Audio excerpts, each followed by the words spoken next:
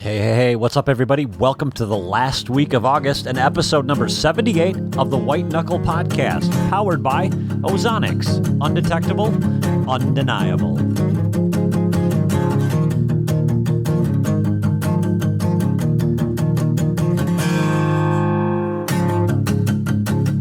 Well, hey, everybody. Thanks for tuning in to episode number 78 of the White Knuckle Podcast. Today's going to be a special show, almost pretty much a infomercial on Tree Thrasher.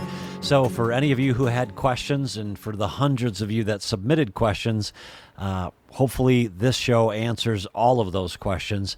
And if you have any after that, please don't hesitate to reach out to either Todd or myself. Don't ask me too many technical questions about the product itself. Save that for Todd. I will put both of our emails in the show notes in case you have any questions. With that, here is my interview with Todd about the now famous Tree Thrasher. Well, hey, everybody. Welcome back to the White Knuckle Podcast. I am joined with my co-host that's been absent for quite a while, Todd Pringnitz down in Iowa. And Todd, it's been a busy week, hasn't it? Oh, my Lord, dude. Everybody wants to like come up with products and invent them. And I'm just telling you, don't do it. Just get a job and sit in a cubicle. No, Tree Thrasher we're finally able to let the cat out of the bag. So it's been a long journey to get here. It's been years. So to finally be able to talk about this and put this out there, it's like just a load off my back, because the whole time you're developing this product, you're like, my God, I hope somebody doesn't beat me to the marketplace with it, because different people have different ideas. And I'll tell you, a lot of people think the same things at the same time. So it's been a big push, man, to get it ready, and we're finally there, brother, and I couldn't have done it without you, Jason. Well, thanks for saying that.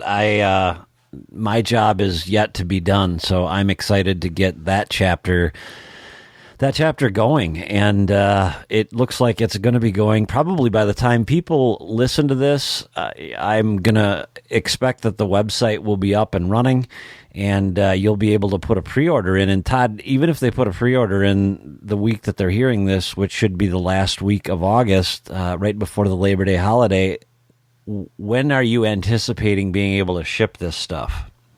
I'm thinking the first week of September sometime. And if it trickles, it might be like trickling to like the 7th to the 10th, somewhere around there. But we're still waiting on some of our product getting manufactured. That's just a process. And the first production run is always a little bit longer.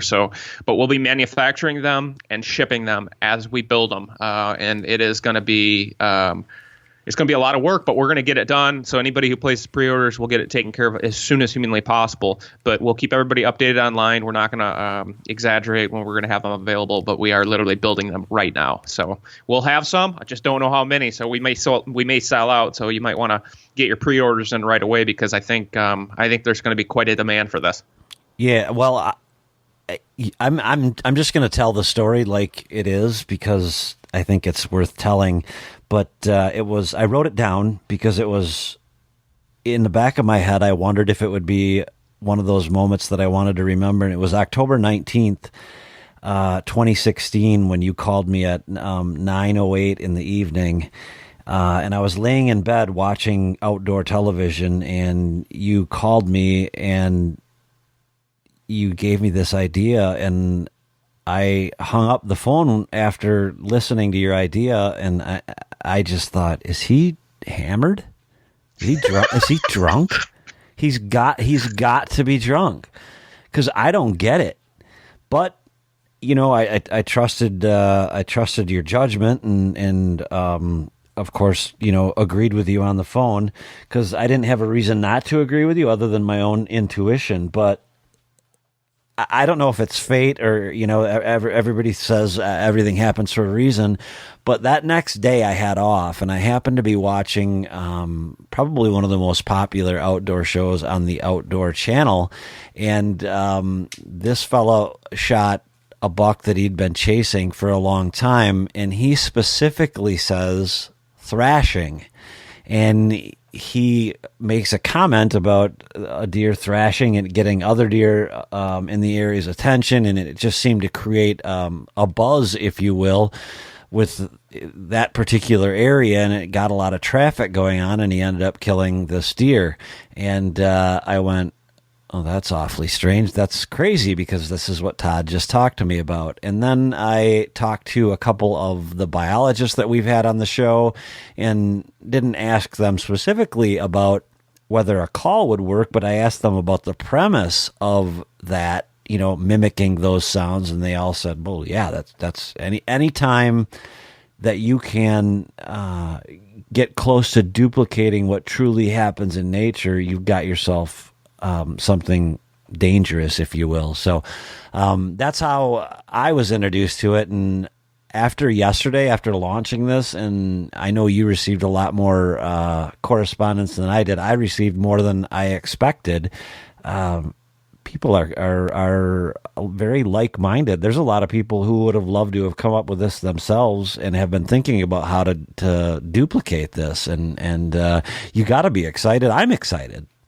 Oh, dude, part of the process for myself mentally is, as a designer and engineer, you've got to really trust your gut. And sometimes when you're inventing a product that's never been done before, it's it's mental warfare, because you're on one side or the other. Are people gonna relate to this? Are people gonna have they seen the same thing I've seen in the wild all these years? Have they had encounters and had issues with the calls like I've had? And you really don't know, but just like any other project I've worked on over the years, you kind of just got to follow your gut, and so long as it's a quality product and it works, that's all that matters. So by the time we got to the point of releasing it here, I've been testing different versions of the Tree Thrasher for going on 3 years now. And it's been kind of a slow evolution, but it was a challenge and a half to get all those noises on a product that you could pack into the field, that was inexpensive enough to manufacture and be able to sell at a certain price point. And it had to obviously sound right. And so before we get too much into it, I kind of want to give a bit of background on where this came from, because like everything I do, it comes from a need or a necessity in my own world, and my world is deer. So this has been something that I've been kind of going toward for a long, long time in my calling. But I mean, Jay, you probably grew up doing the same thing I did, which is rattling quite a bit, especially during the rut, because that's basically what everybody does, right? Every 5 minutes. I mean, every 5 minutes. And I was way more patient than that, but I rattled quite a bit over the years, especially, when I first started hunting in Iowa. It's like, oh man, this is where it's meant to be. And rattling was something that I've called a few deer in with, and when I have hunted some spots that were absolutely untouched, I hunted with Tyler Tissue a few years. This is going back like 10 years now, but we hunted some spots that had almost zero hunting pressure for literally years, had thousands of acres. And in those areas, rattling worked. And I rattled in a really nice buck, the Tallborough 8 many, many years ago on the grind video. And that was on that farm. And Tyler rattled in a really dandy that was on our first video. So I've had rattling work, but when I bought my farm here in a different neighborhood, there was more hunting pressure around it. And over a period of the first year, basically, that I owned the property when I was hunting it, I listened to my neighbors rattling and can calling and grunting every 15 minutes, like for 3 hours at a time. And in a matter of like 3 days, I went from one side of my property to the other and listened to 3 different neighbors all doing the same types of calls. And I'm sitting there listening to it going, do you realize how unrealistic that sounds? I mean, there was no associated sounds. They were just overdoing it. And it very quickly made me come to a conclusion of, no wonder I've been unable to rattle any nice bucks in. And anytime I do rattle, I always would get busted, because they'd come in, they'd sneak in usually, hang up at 50 to 100 yards without you even sometimes seeing them. And eventually you'd kind of lose interest, or you'd move slightly, and boom, they'd bust you, because they just stand out there and they'd watch because they knew it didn't sound right. And I guess the exclamation point on why I quit rattling was one day Kyle and I were out in the sanctuary filming, and we had watched the tuna fish buck, a beautiful 3-year-old, coming in bed by us. And all of a sudden a commotion just broke out in the timber next to us. We couldn't actually see the fight, but it was probably within 60, 70 yards, just in the thick stuff. And dude, at first I thought like my neighbor was driving his truck through the woods, because it was so loud. It was like, what in tarnation is going on? And then I heard antlers hit, and I was like, oh my gosh, that's 2 big bucks. And you could just hear the thundering sounds of their hooves and their body weight completely blasting over trees. And I mean, it sounded like a truck driving through the middle of the timber. It was the noisiest, craziest thing I've ever heard. But you could barely hear the rack, the antlers hitting. You could just hear a click every once in a while. But dude, deer came running, I'm not joking, from all directions. We had like 8 deer within like 10 seconds come running in. Little bucks, does, fawns. Tuna fish jumped up out of his bed. He went running in. The whole time Kyle and I are cheering from the tree stand and filming everything. It was just crazy. So, but dude, that's the one big buck fight I've heard specifically in the timber in 30 years of hunting. Like, it's very rare. It just doesn't happen that often. But yet we're sitting up in trees, rattling every 15, 20 minutes, an hour, several times. You're basically putting out the most vulnerable sound that you could as far as alerting animals. Like, they know something is probably up if they don't hear those other noises. Right, and that's the. I didn't realize it when you told it. You know, when you explained it to me, all I thought it was going to be a call that involved thrashing a tree, which, rubbing on a tree. And I'm like, well, I don't know, man, that sounds crazy to me, but whatever. To speak to your point really quickly, you're right. I've been hunting since I was 14. I'm going to be 46 this year. Somebody else do the math, because I can't. I flunked math. I've heard one buck fight, and David and I were there to capture it all on video. And the one thing that I will say, that one of the industry professionals who's a biologist, so he's got some credibility. I'm not going to name him because that would sound like an endorsement. But the one thing that we got into is specifically the talk of the sound. And he said, have you ever noticed when a doe is standing in a alfalfa field or a deadly dozen field, whatever the field is, that they always can tell you when another buck, doe, fawn is going to come out of the edge. Always. And he said they do that with their ears. He said, if I could find a way to mimic that coming and going, or that noise, which is that not what you tried to accomplish? Yeah. Or at least part of it?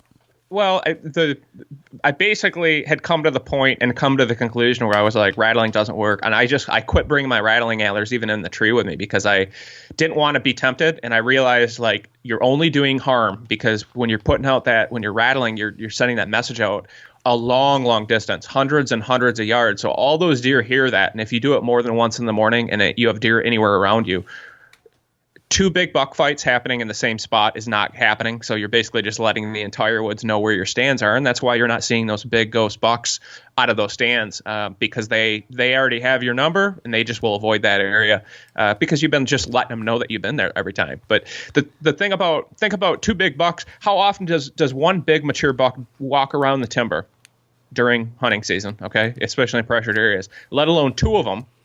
And then happen to meet up. It's just a rare situation. So I quit rattling, okay? And I started adapting and changing my calling strategy to first not sound like my neighbors and sound like other hunters. Like, I started from scratch and was like, this whole multiple grunting, can calling, rattling, the way that you see on TV, the way you see everybody doing this, it doesn't work. It might look good on television and all that, but in my world, in my reality, the bucks I was trying to kill, I wasn't calling them in using these tactics. So I just started from ground zero, and basically I just minimized the amount of calling I did. And I stopped grunting multiple times in a row, because it just was not natural, and you couldn't duplicate the sound of a deer. When a buck is grunting multiple times, it's usually on the move and it's chasing. And so when it's chasing, it's excited and it's bounding and making a lot of noise as it goes. So it's not just brr, brr, brr. It's brr, brr, brr. That's the sound I couldn't duplicate, but it drove me nuts, because I'm sitting there in dry leaves with no deer around me, wanting to make things happen with a grunt call and saying, dude, there's no way I can call right now. It's too dry out.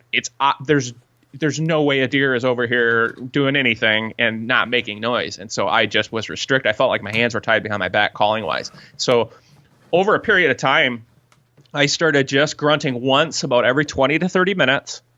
And that's it. And each time I grunted, I would use my mouth one time, and then the next time I'd use my grunt call. Because again, if you use the same style call and it sounds exactly the same every time, it's not natural.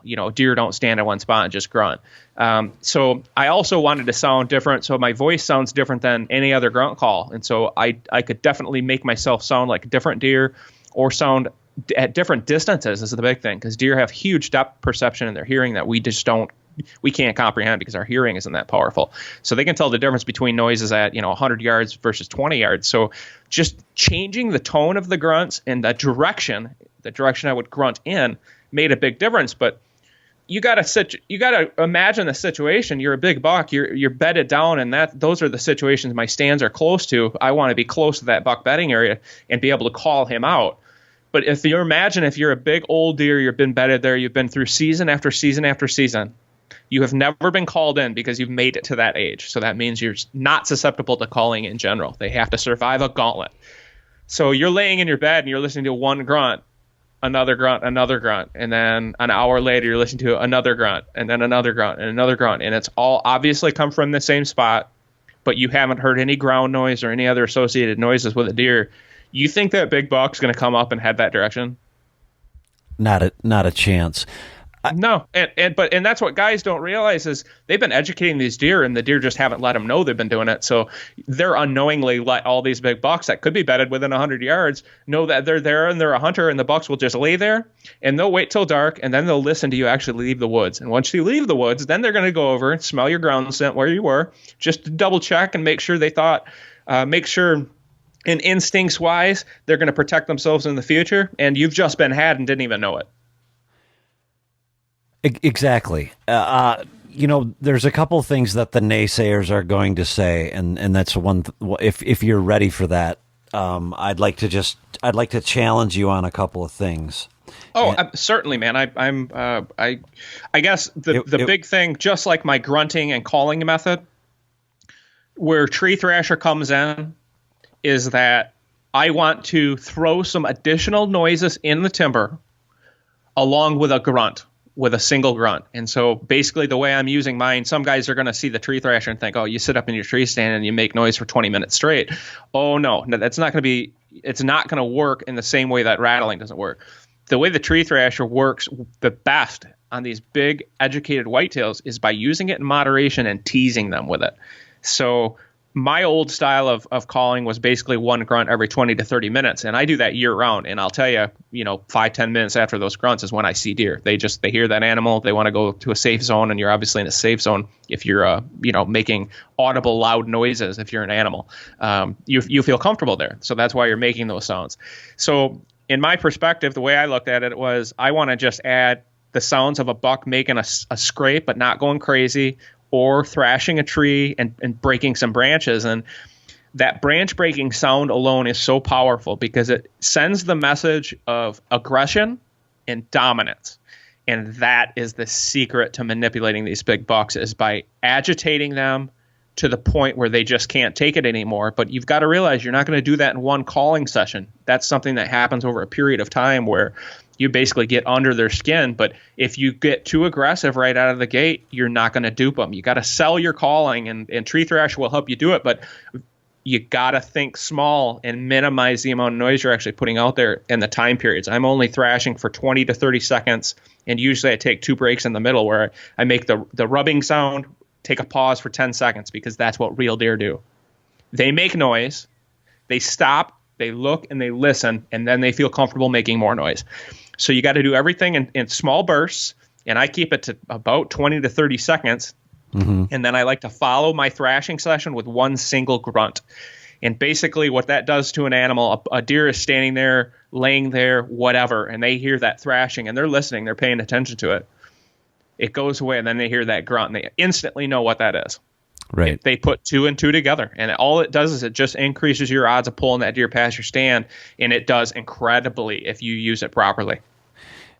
Right. And in effect, what you're doing is exactly what your tagline is, or our tagline is imitating the wild. And that's the key, is to be able to imitate what really takes place more often than not. And that's where I think that the leaves crunching is such a big deal for me. Can you just do that real quick over the air so people can hear it? Sure. I know the microphone. So basically, it makes multiple different leaf noises. You can kind of adapt the tool to make anything, but like primarily, it's like the sound of antlers thrashing the trees, basically something along this line. And then the other sound is obviously like what you were just talking about, or we were talking about leaves and bucks making a scrape. And then you pause because they switch legs. Now, the other part, you can actually pound the tool together, so to speak, or the call together, and make kind of a hoof stomp. So what I like to do is you've got just this leaf noise that you can manipulate through your hunt. So the last thing I want to do is sit in a tree stand and do the same thing over and over and over throughout the hunt. Every single time I use the Thrasher on a set, it's going to be different. So one time I'm just going to make the sound of a deer walking maybe, and then a grunt. Then half an hour, 45 minutes later, then I'll maybe do a thrash session, but short, 20 to 30 seconds with a couple branch breaks to really send that message out there. Again, either led with a grunt and then you thrash, or you do one single grunt after a thrashing session. And then you gotta sit still. That's the other part, is after you're done doing any calls, the biggest problem with rattling is when you rattle in an aggressive manner, those deer come tearing in and they know exactly where you're located. Right. But they always hang up at 80 to 100 yards generally, and they'll just stand and look and look and look. And that's why they're so tough to get, to bring in that extra distance. But with my calling method, by annoying them and literally aggravating them through a period of time, the response that you will have from them coming in will be delayed, and that's what you want. You don't want them to know exactly where you are. You want them to know your general direction, that there was a buck over there, and then as they work their way toward you, your likelihood of getting busted goes down because there's been some time, and usually the time period that I've seen is most common is about 5 to 10 minutes after you're done doing your thrashing session. That's when all of a sudden a deer will come in. But they don't have you then, so you can get them right to within range, whether it's does, bucks, anything. They want to know what that sound is. They're very, very curious to it. It's unbelievable. But the big dominant bucks, you're literally putting a thorn in their side, and it's all instinctual, where, this is their area. This is their territory. And if a buck is blatantly, obviously making noise, intentional noise, that buck is sending a message to the deer in the area that, hey, I'm here to party. And that big dominant buck that you're hunting hears those noises, and it gets under their skin, and it literally drives them from their bed because it's instinctual. They have to defend their territory. They're invested in that area. It's their spot, so long as you don't sound like a hunter in the process. Right, and that's the key. Is that's the reason? The whole reason you made this, is it not, to not sound like a hunter?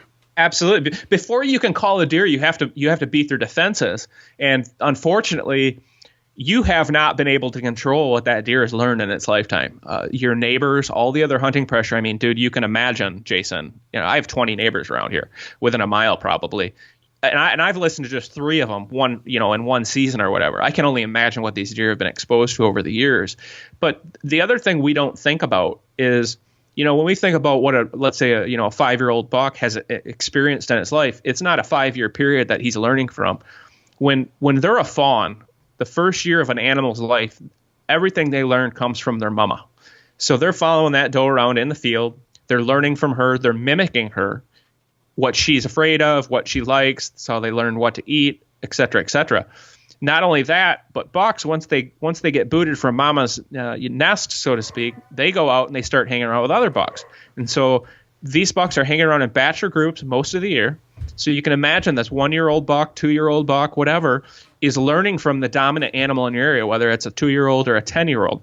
Right. They're following those animals around, learning how those bucks move through the timber, how they enter the field edges. They're basically mimicking those old deer. So by the time you're trying to kill a buck that's 5 or 6 years old or 3 years old or whatever, there's literally generations of instinct built into that animal. And their mothers and grandmothers were probably busting out of those stands 10 years ago. Right. And all that information has been passed along just through habits and instinct. It's just been, this is where you go. This is what time of year. This is the safety areas. This is where you feed. This is where you bed. All that stuff is learned year after year, generation after generation. So that's what a hunter is up against when it comes to calling.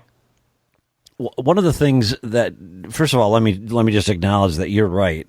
It is a learned behavior. Anybody who thinks that it's not is kidding themselves. It's a learned behavior. There's a reason that big deer do what big deer do, and that's the reason they're big deer. The one thing that I feel like the need to clarify is, you particularly have been exceptionally hard on rattling. And it's not that, I just want to clarify for anybody who's listening, it's not that rattling doesn't work. There's a time and there's a place for rattling. The problem, in my opinion, with rattling is it's going to work on a mature buck 5% of the time, and maybe that's being, overly optimistic.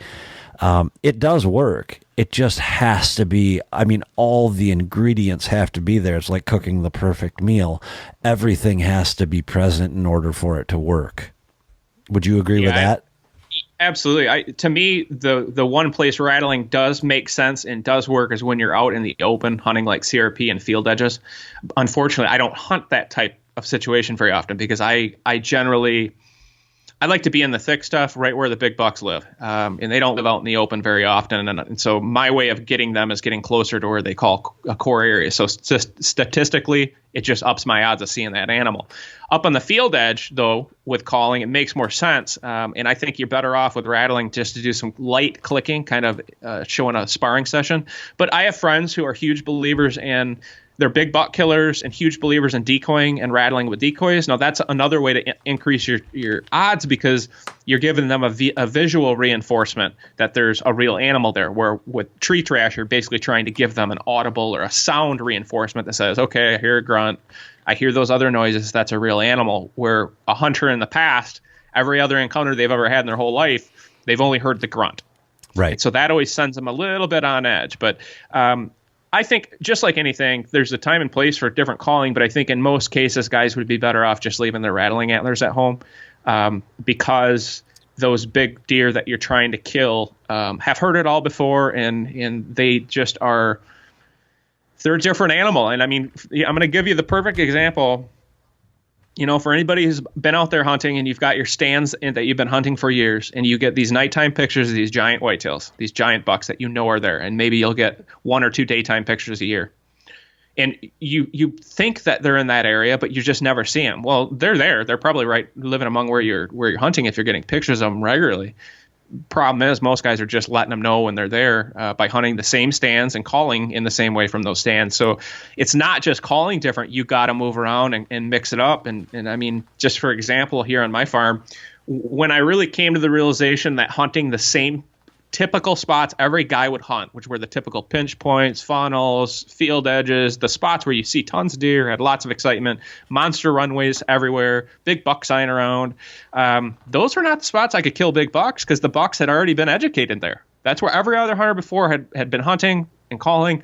So I started changing it up by going downwind of those spots I'd been hunting and other guys have been hunting all those years and just changing my calling methods. But I think calling is a huge part of it because the one thing I'll say from some of the reaction we got in the last 24 hours, just getting Tree Thrasher out there, some guys are like, yeah, that's all we need is more guys making noise and making different comments that, oh yeah, this is some magic pixie dust tool.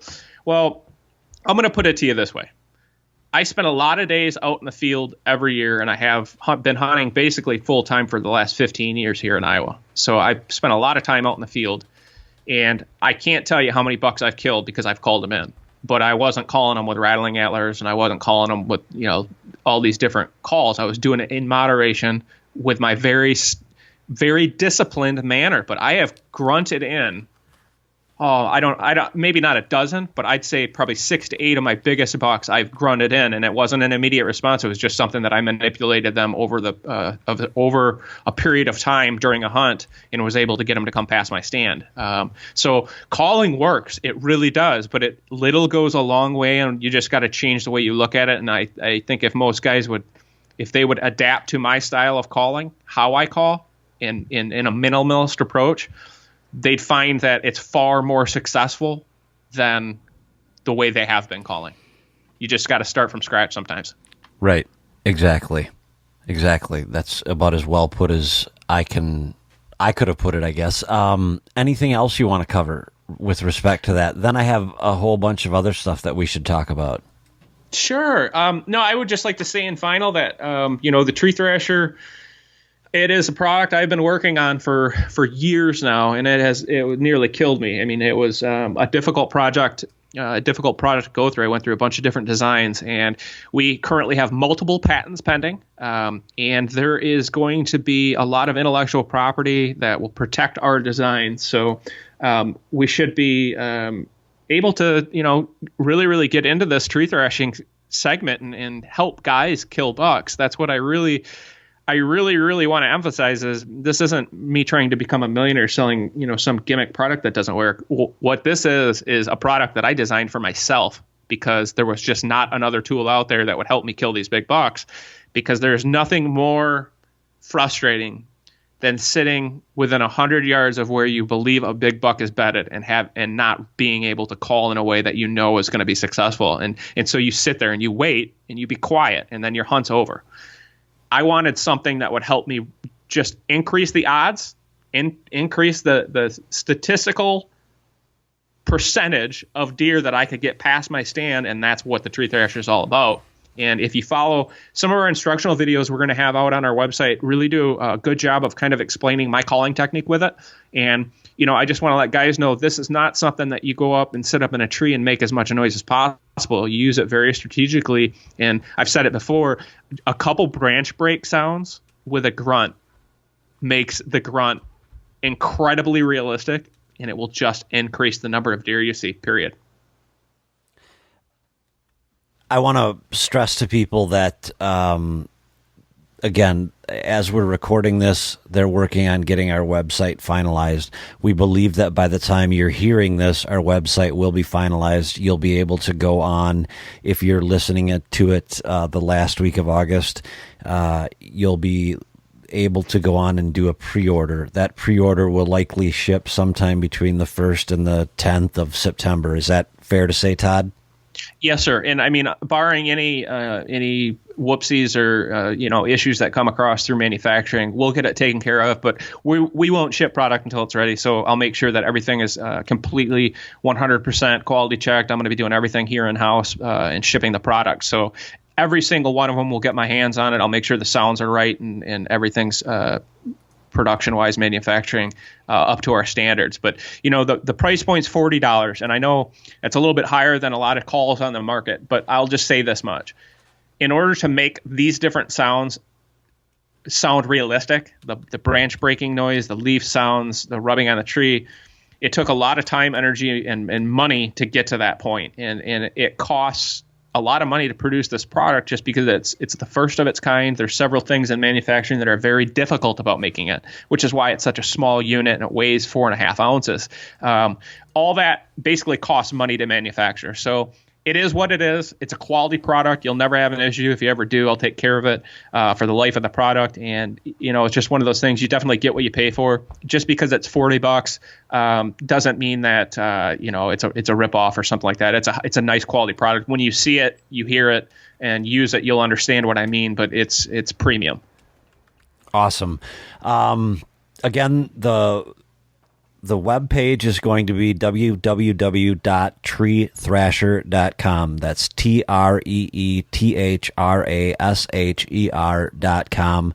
Hopefully Monday you'll be able to go on and make a pre-order, and that order should be shipped in a relatively short period of time. As I'm looking here, I've got 42 42 messages here that I've got to return, and everyone's questions is the same. How do I get the product? How do I get the product? The answer is through the website.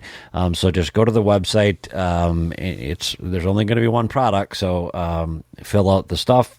We'll get it shipped to you as quick as we can get our hands on it. And if you have any questions, don't be afraid to email Todd or myself. So that would be Todd@treethrasher.com or Jason@treethrasher.com. If you're looking for technical questions answered, don't email Jason, because yeah, and I've already been trying to address some of the questions, because some people are they don't quite get it yet, and I can understand that, because we basically just got one short promo video out. So in the next week, we're going to have some instructional stuff loaded onto our website, so you can watch some videos and kind of get a little bit more of a play-by-play of how I actually use the tool. And just don't be intimidated or think that you got to sit up in a tree and make a racket with this thing.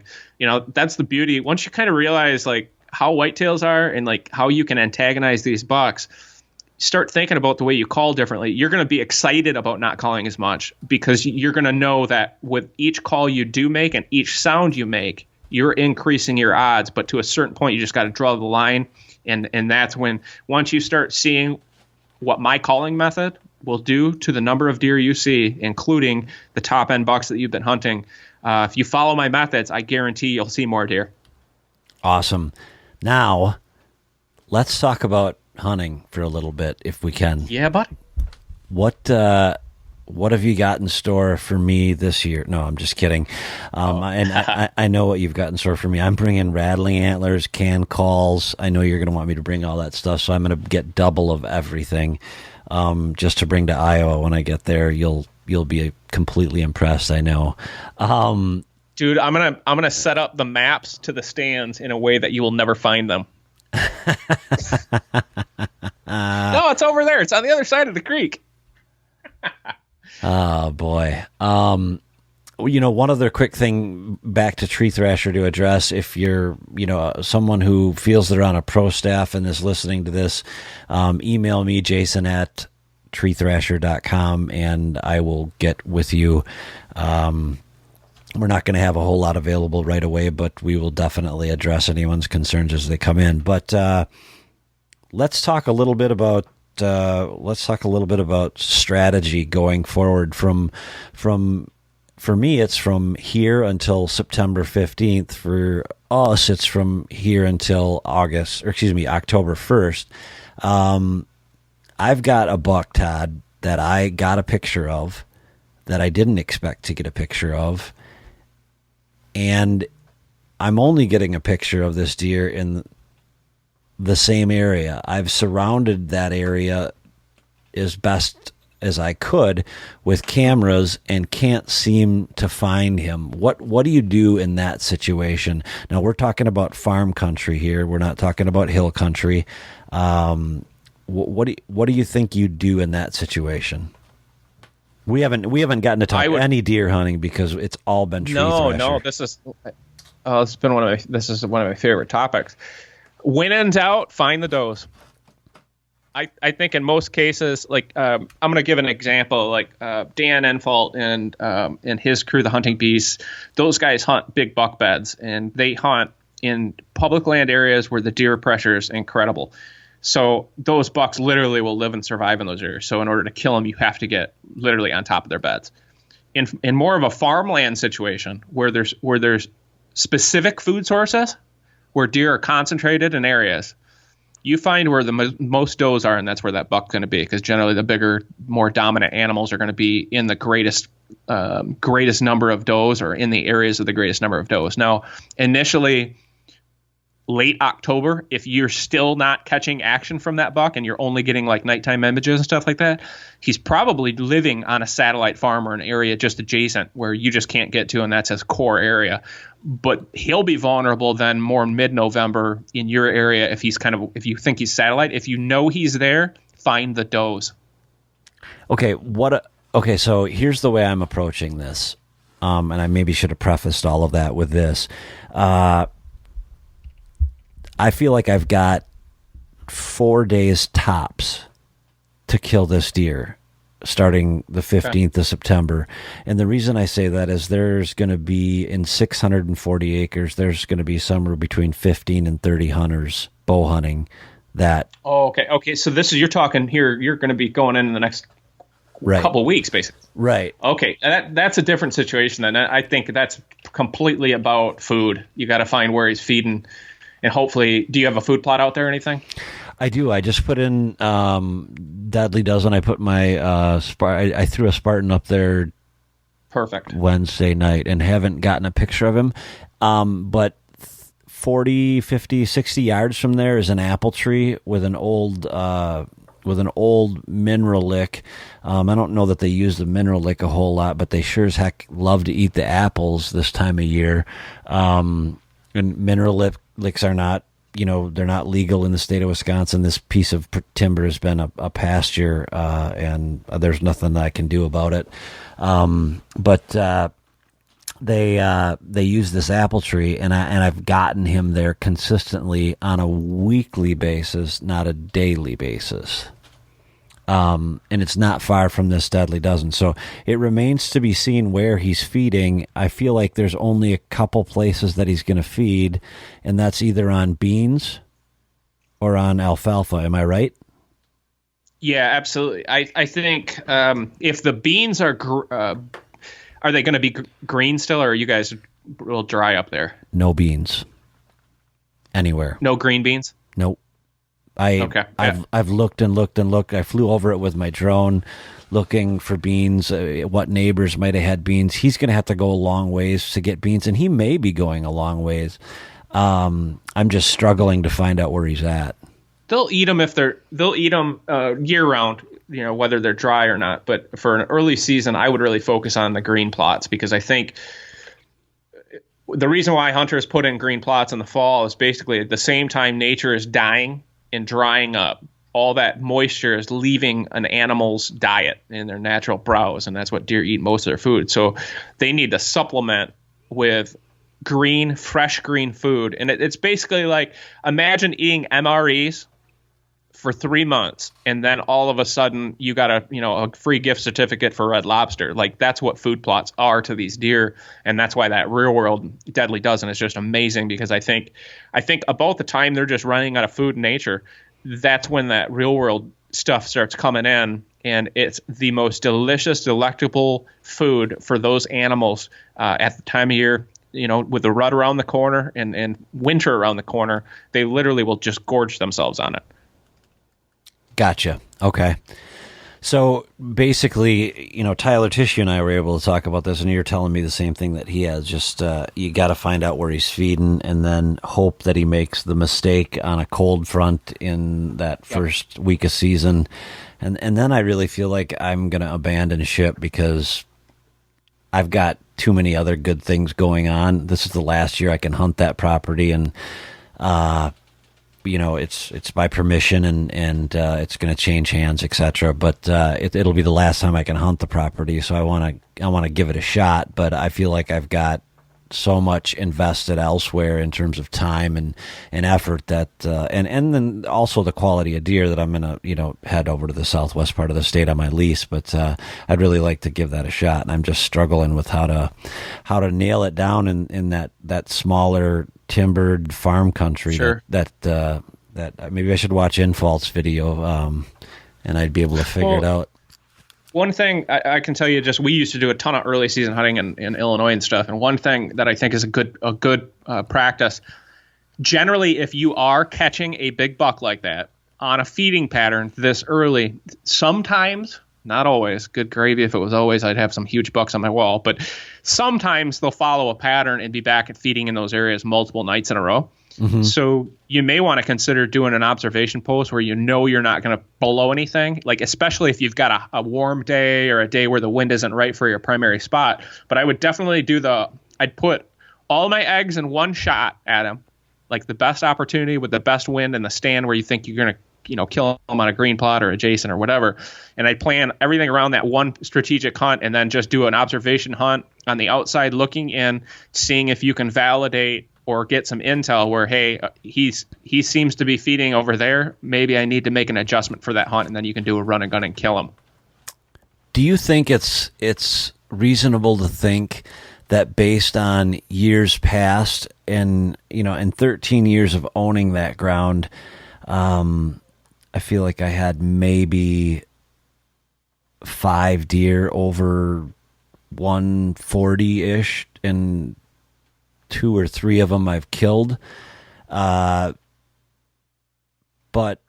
what I'm wondering is it seems to me that most of those deer seem to bed geographically in about the same location. Is it reasonable to believe that because of his age, I don't know the deer, I don't know where he came from, I don't know how he got there, and quite frankly, I don't know if he'll be there after the 5th of September. But is it reasonable to think that he's probably going to go to that same kind of spot? Oh, absolutely. Yeah, they use the same, and it's mostly wind driven. I mean, there's different things that'll change it. Crop rotation will change where they want to be living. But in general, when a deer are in the area, they'll pick the same spots to bed because of the wind advantages and the visual advantages that those spots offer. Now, truth be told, there's like a couple different types of deer around by my place here. There's bucks that seem to like to be down by the creeks and right down by the rivers where they bed in bottoms and tall brush. And then there seems to be bucks that don't want to be bedded on the open in any way, shape, or form. They want to be on a ridge top and timber. And then you've got deer that'll bed on, CRP points and all that stuff. But it seems like they either like to be by water or they like to be in an elevated position. So if you've got 2 different options like that, you're going to go after it 2 different ways. But that's what seems to happen around here. Different bucks like to bed in different areas, and some of them will just go back to the same spots year after year, and others will kind of bounce around throughout the rut. Gotcha. Okay. Well, I think I've got my bases covered there. Tell us about your food plot planning. Oh my God, dude. Well, I can tell you this much. My wife told me years ago, she said, "You're not a farmer until you're working on your equipment more than you're farming." And I have definitely gone through the ringer this year, putting food plots in. The ground was so incredibly hard because we've had a really bad drought. And so it was like iron. So I borrowed a tractor with a rototiller from my good buddy Nate Blint, I just had so much work to do I had 3 days because we had a rain front coming in.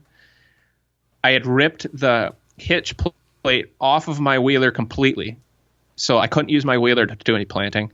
And so on a whim, I got a hold of my buddy Nate, and he was able to let me borrow his tractor for a few days. But got most of the work done the first day. The second day, his rototiller broke, so then I had to change plans, and I got the first plots in. He got his rototiller fixed, got it back. I planted with it. It ended up cracking at the end. So in a 4-day period of time, I was out there like 12 hours a day, basically breathing in freaking dust like it was the Mojave Desert in the middle of a freaking dust storm. I mean, it was bad, dude. It was so bad. My lungs hurt for actually just yesterday is when they finally started feeling fresh again. But dude, I got the food plot seed in the ground. We got, I don't know, close to 8 acres of real world plots, real world deadly dozen in 12 different spots. And dude, we got rain the next day. We got a 3/4 of an inch, and I am so proud and pleased to tell you we got another 3/4 of an inch last night. Awesome. Well, so it's already sprouting, dude. There was some sprouts a few days ago. So now with this rain, in a week, our plots are going to be looking fabulous. The most important question I have is my plot in? No, I broke my wheeler before I could get the second small one in. But even I'm going to get that planted in the next week or so, and we'll have enough. That's in a bottom area, so with this rain that we've had, that'll hold the moisture really well, and it's a shaded area. So right on. I'm not going to have that much work to do, and it's a perfect spot for that Kuntz tiller because I use Kuntz engineering stuff. It's fantastic, and so that's the only equipment I can get down in that bottom. I had to cut a trail right down, and it is so killer because the trail I cut from the top to bottom is going to turn into one of the major deer trails in the area. And we're going to have a stand on the top over a kill plot, and then on the bottom we're going to have a stand over a kill plot for 2 different winds, and we can access both of them from 2 different directions. So it's going to be deadly, dude. And I know that bottom plot will be fantastic. Even if it doesn't get a ton of growth, there's going to be enough there. And just opening that area up and creating that social networking area, it's going to be freaking gold, Jerry. Gold. Well, if you aren't educated or weren't educated on Tree Thrasher before today, you should be now. If you have any questions, as I referenced earlier, don't be afraid to email Todd or I. Obviously, Todd with the more technical questions. I can help you with any of the logistic questions in terms of when it's going to be there and how it's going to get there and all that happy stuff. So with that, I will end the show for the day. I want to thank Ozonics again for putting this show on. With them, without them, rather, we couldn't do this. And they've been so gracious to help us out with this run and gun bundle. And I'm happy to say it's been a big hit. We've gotten a lot of orders so far, and we're super excited to offer it to you guys. And we're super excited that they saw the value in offering it to all of you. So thanks again for your support of them and your support of us. To get that WKP run and gun bundle, you just